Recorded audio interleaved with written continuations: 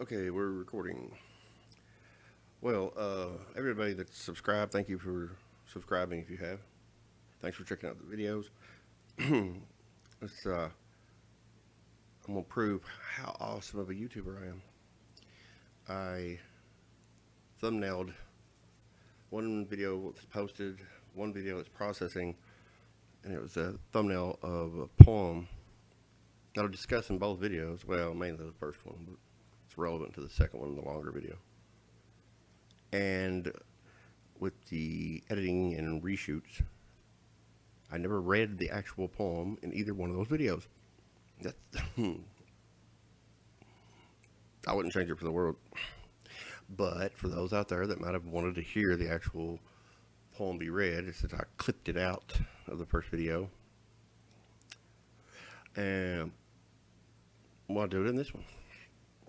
And the subject of self-importance, self-pity, and dealing with that, and the energetic, using the words and descriptions of the ancient seers to give a rudimentary description and explanation, then the practical methods and techniques and goal-oriented action that they must be taken to deal with it. That's how we're thinking. The description and the structure of the system is fairly straightforward, but actually carrying it out, so it doesn't give you don't get a break from self-importance. Like, well, I didn't indulge for about a week there, but boy, I'm exhausted. I'm just gonna take a break off from this apprenticeship. Don't you know? It's tough. So it's an area that requires multiple videos. I shouted out the Nogwal Zone, and it's on YouTube. Great channel, great guy. A few years older than me, but he remembers. He talked about the beginning of the internet and the dial-up modems, and then DSL, and he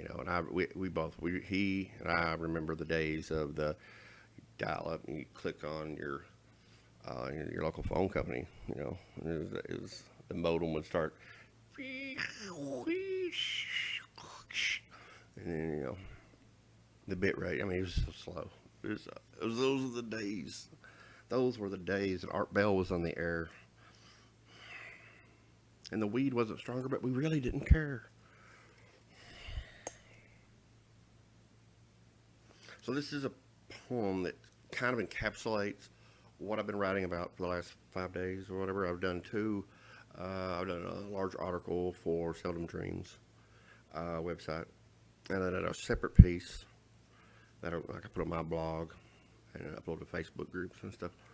So it's about 5 days, probably three. Well, some of that will be incorporated into a chapter section of a chapter on the book. I'm working on book 7. I'm working on book 7 now. The Pure Doctrine, 7777. The Pure Doctrine is a book that's probably halfway done. Book 8 is going to be a surprise. I've got quite a few pieces already ready for that. Sometime later summer, I'll probably announce the name for book 8, what it's going to be about, sort of, what it's going to, a lot of what it's going to have in it. The whole series, any book in the series is about what the series is about. So here is the poem. We are 4 minutes in. That's not too bad. Could have been worse. So the poem, I named it "When Self-Importance is King."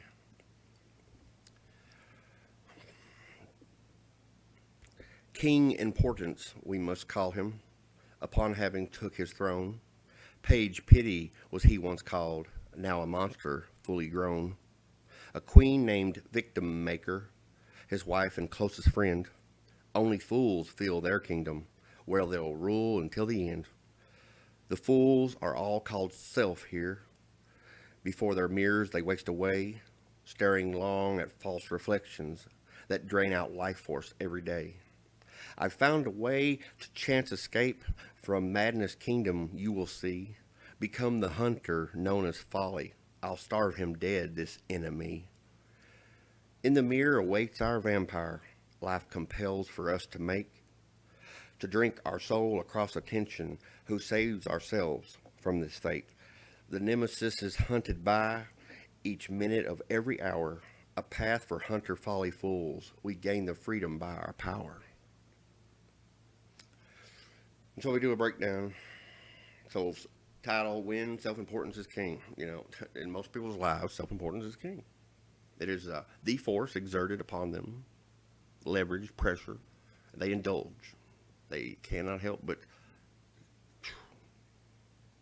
do that. And for most people, it's prominent. And some of the different teachers, benefactors in the teachings down the years, they described, the bride or the counterpart of self-importance being victim or something like that.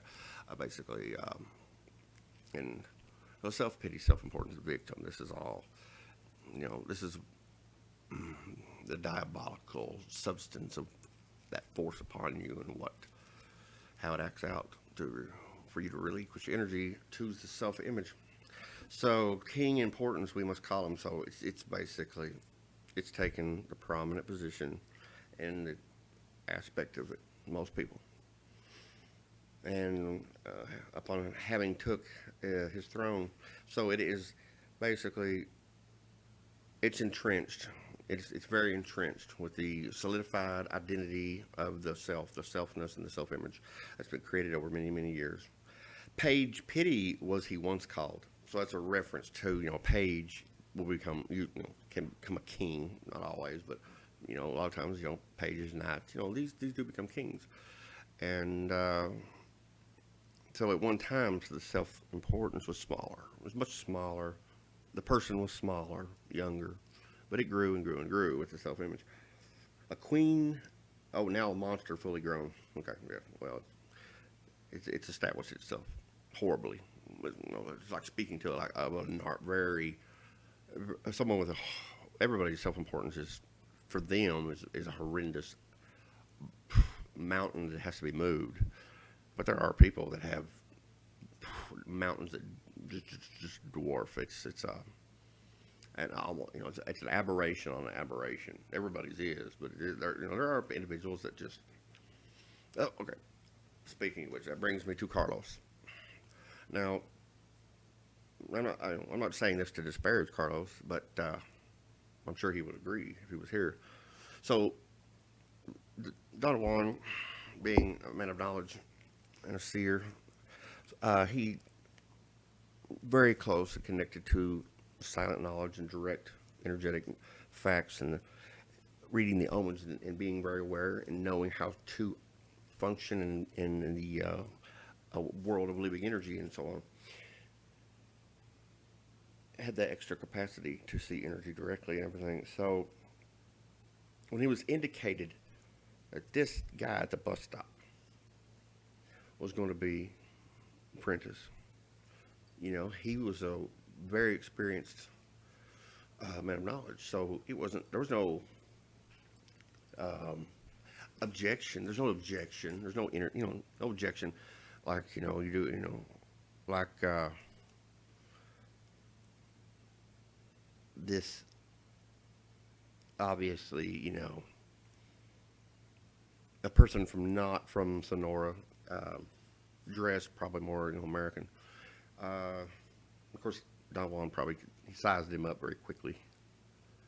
And but all Don Juan does is he follows, spirit knocks,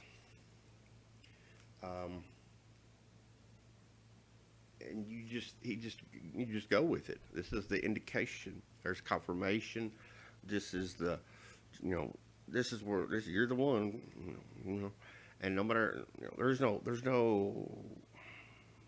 It's just a decision is made, spirit is followed, the indications are taken as they are, and there, you're the guy. Now, over many years, spirit, of course, revealed to Don Juan that your lineage of sorcerers that goes way back, and then way back, and then way back over there to the Toltecs, that's coming to an end, as it has typically uh, operated in this modality, in this age of man, in this at the turning of the wheel, and the narrative that is grand and beyond the fathomable capacity of the awareness that's trapped within a temporary avatar, human form, molded man inside the matrices of this mono reality or whatever. Yeah, this electric light orchestra of sentience or whatever. Um, so it was coming to an end, and it's not a coincidence that Don Juan had, after 8 years or 7, 8 years, 9 or whatever, maybe not that long, maybe maybe about 5 or 6 years. Okay, it was an estimate. He started telling Carlos, he's like, "Well, make writing your sorcery. If you're going to write, if you're going to write a book, don't write just a book. Make it a sorcery. Write a freaking book." And Carlos when he was in the diner with Don Juan, and the kids were picking the scraps off the table, and he was indulging in a empathetic compassion, which sympathetic pity is what he was indulging in. Sympathetic pity. And Don Juan, of course, knew this, and he said, "You feel bad for those boys." Well, yeah, their plight, their burden is horrible. And he said, you still just don't. You're still stuck on you, and your idea of the world, and your idea of this and this. And Carlos objected a little bit there, and Don Juan said, "Well, you told me once, not too long ago, a year ago, whatever, that the greatest, most valuable thing that a person could, in this life as a human, strive for is to be a man, woman of knowledge. And do you disagree? Do you change your mind?" And Carlos said, "No. Of course, I still stand by that. It's true." And he said, "Well, I was like those boys when I was young, and most of the sorcerers that I know were like those boys. You're the one who has the apartment in Los Angeles, the car, the professor position at University of California, Los Angeles." So instead of thinking of these as, "Oh, I feel so sorry for these poor boys picking scraps. I mean, I have this, the car, the job, the suit, busy me, write the books, sign the books, people send me letters. Oh, these boys, they pick up scraps. Sympathetic pity, indulge." And Don Juan's like, the very thing that, you're indulging that sympathetic pity, compassion, which is pointless to a sorcerer. The very things that your machine mind and your self-image has come to a definitive conclusion within itself is that what you have is, those poor boys they'll never have what I have. It hurts. It hurts. And they'll probably, could be, potentially, obviously are at this point, the very thing blocking you. Their obstacles is what they are, because if you're indulging in sympathetic pity and compassion and really, you're not in a place where you have curtailed, that loss of energy. You're keeping your gains. You're leaking like a sieve of energy here. And didn't you just a year ago, whatever, agree that, there's a higher purpose, a greater purpose, and of course, one of the main steps to getting on the way to that would be to be done with this indulgence and pity for yourself, pity for others, self-importance. And of course, Carlos shut up because he knew. He's like, old man got me. He knew, he did know Carlos had the capacity to, he was not stupid. But the celebrity of the books, the the publisher he was able to get in with to publish these books came out of the university kind of you know group there in LA, and so he got a great publisher, and there was of course a publicist and good cover art, and Carlos could write. He could write. What ended up happening is Don Juan, knowing that his lineage was coming to an end, but Spirit had indicated that this guy would be his apprentice, and had a definite role to play. So he had to go about teaching him just like he would with any of the others that he had ever taught. Although Carlos he just did not. It was on his. It was his responsibility to do the things diligently, consistently, and not slack off and indulge, slack off and indulge. I'm just going to go to this book signing for the weekend, and okay, I kind of enjoyed myself a little bit. The fans are just so insistent. But I meditated for 30 minutes and worked on my notes. Whatever. I mean, I'm not trying to dog the guy, but Don Juan was like, okay, so he's got a definite role to play, and Carlos could write, and so what ended up happening is Don Juan has to keep. He felt he knew, he read, he could see Carlos. His attention, his grip on his fear, and and his indulgence and everything. He was always watching very closely. So and Carlos was just knowledge is pretty. Once you cross the threshold, once that energy, that tips, and self-importance, self-pity you've got them that over a barrel in a sense, and the mirror of self-reflection is just not. It's not really operative energetically the way it was. Things change, and your awareness is more. You could shift over here shift the awareness into like a place of no pity, and you can exercise ruthlessness, sweetness, cunning. You can implement these things, and so you are free to make these clear, definitive decisions one after another, and you operate and exist as like a very different individual than most others.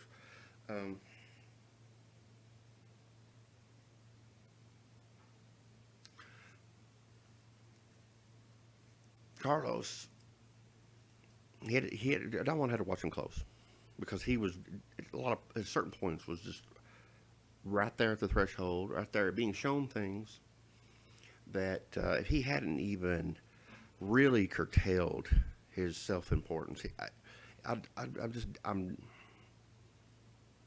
is unlikely that he had it curtailed in such a way that he had been in the same position where Don Juan was a mess himself when he was young and was brought in as to be apprentice. It was he was handled differently because he was a different individual. But Carlos, he took off for like a year and didn't come back. And what was happening was that the knowledge that is there around us, it's around us right now. You have to be disciplined enough to put the effort forward to engage the processes to transform and alter the aspects of your energetic body and your awareness, and clearing that connecting link. And there's many different ways of talking about it with these words. But then you're into a whole different animal when you start getting into because you start moving beyond just the conceptual way of describing, the sorcerer will silent knowledge and ruminate and get it to where they can describe it to themselves and in the best method they can with the words that we have for the distortions that the fallacy of words anyway. But and then they can try to explain, use that as a, to help someone else. But you begin having knowledge. It's like Don once said, it's like going to war. It's like going to war. So you do not go to knowledge flippantly, casually, distractedly. None of that. You go to knowledge wide awake, like you're getting ready to be dumped off in the middle of Afghanistan. Yeah, you're going to be over here in that FOB, Forward Operating Base. It's the FOB up on that mountain up there. You're going to be by yourself for about 3 days, but we'll be back. Here's some canteens of water. Here's some extra ammo. Be careful at night. Usually about 40 or 50, Oompa Loompas are going to come up on this mountain. You just, pew, pew, pew, pew, pew, what happened to the last guy? Oh, we never found him. I hope he's all right. But anyway, see you, bye. And there you are in a mountain of Afghanistan by yourself. And you're like, damn. So you're wide awake. You're wide awake. Let's say you have to go to knowledge. You're not on the back porch at your granny's, or your aunt's, or over at your neighbor's, waiting for him to pass out so you can steal some of his beer. Not taking life too seriously. No. You're in a battlefield. Because the knowledge that is further on into the learning process, it comes to get a hold of you.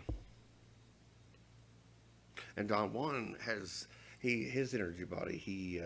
Nagual had energy capacity, and could take energetic facts directly that would normally be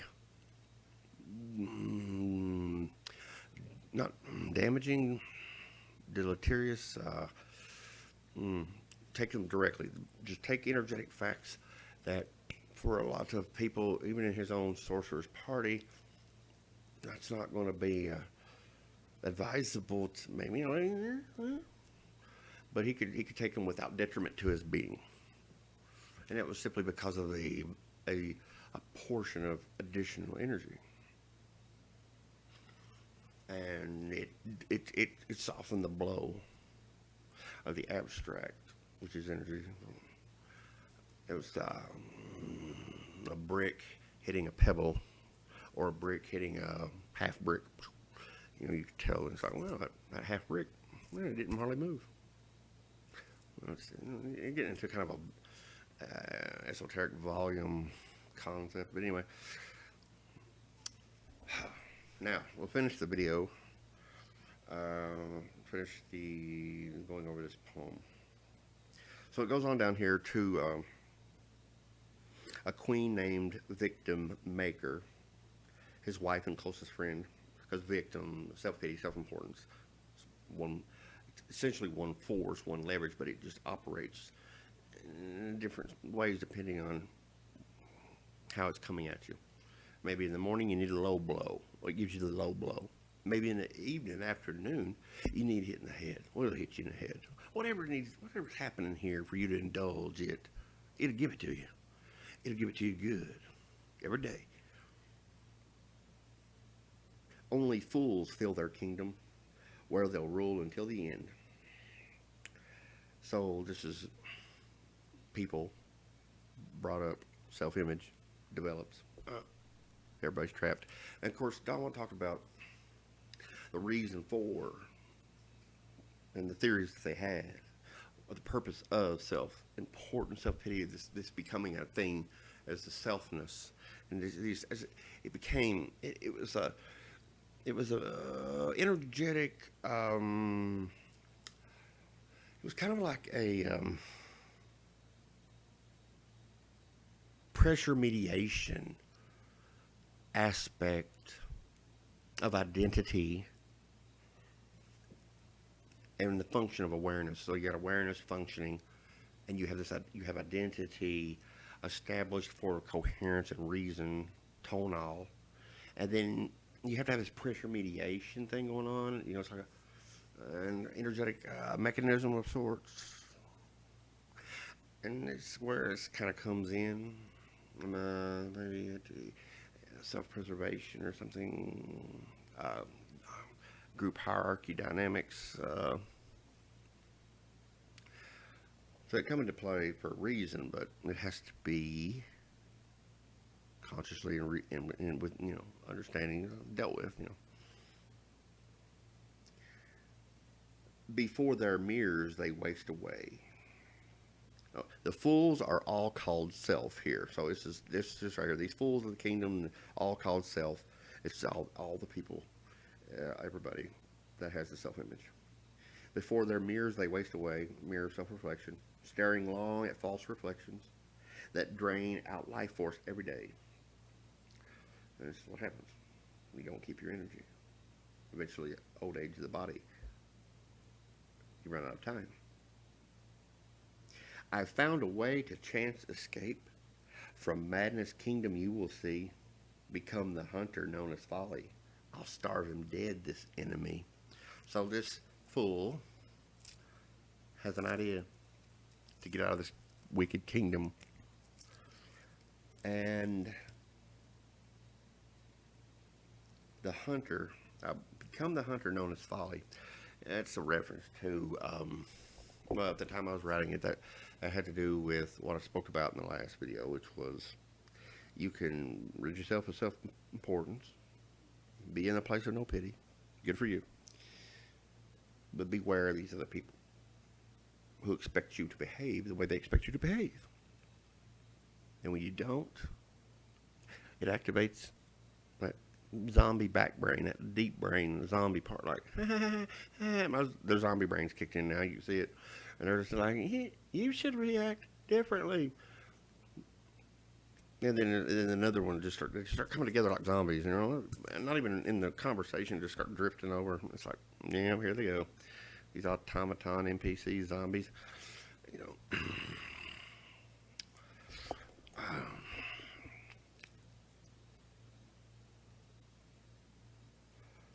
In the mirror awaits our vampire. Life compels for us to make. So that's talking about the vampire of self-image. And compelled from the time we're little to selfness, identity.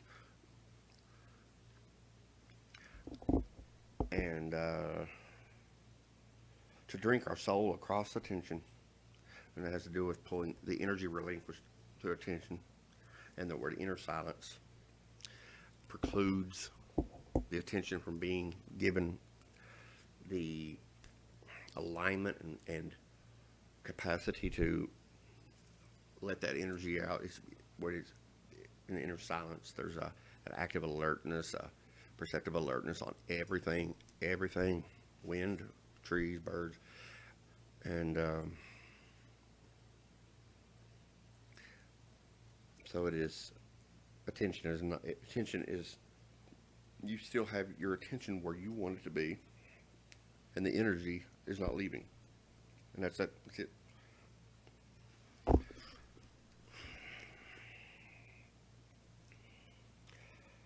Who saves ourselves from this fate? Life compels for us to drink our soul across attention. Who saves ourselves from this fate? Who saves ourselves from this fate? Who saves ourselves from this fate? Who? Who saves ourselves? Well, it's not the self-image. And it's not... Who saves ourselves? The flame. The flame that is here for just a short while before death taps and you're out. The nemesis is hunted by each minute of every hour. A path for hunter folly fools. We gain the freedom by our power. So the nemesis is self-importance. Each minute of every hour. This is the process of the diligent, vigilant, alert awareness is not something you do just off and on to the day. You've got to strive. You got to strive. You got to strive to. And it becomes the ritual to do it this way that was not normal and routine. But after a while, you can at any time, anybody can cut anything out of their lives, and that includes routines and social interactions and greetings and sympathetic pity disguised as compassion. So, hey, how you been lately? That's good. How's your mom? You